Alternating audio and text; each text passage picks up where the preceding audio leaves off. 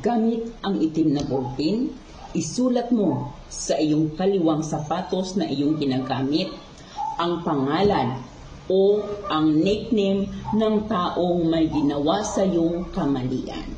Okay? Ang pangalan niya po ay sa kaliwang sapatos mo ilalagay o kahit yung palayaw ko lamang.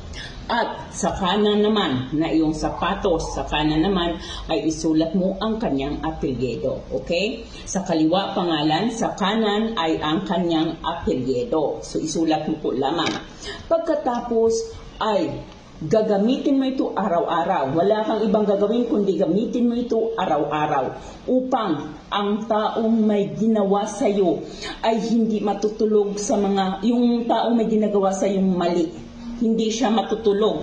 Lagi siyang nagigilty, lagi niyang iniisip ang mga kamaliang nagagawa niya sa iyo. Makukonsensya at makukonsensya ang taong may ginawang hindi maganda sa iyo kapag ginawa mo ito. So wala ka na pong ibang kailangan gawin kundi isulat mo lamang ang kanyang pangalan. Okay? Pangalan sa kaliwa at apelyido sa kanan at ito po ay isulat ninyo sa sapatos na ginagamit ninyo araw-araw at makikita mo ang taong ito ay talagang hindi siya matatahimik.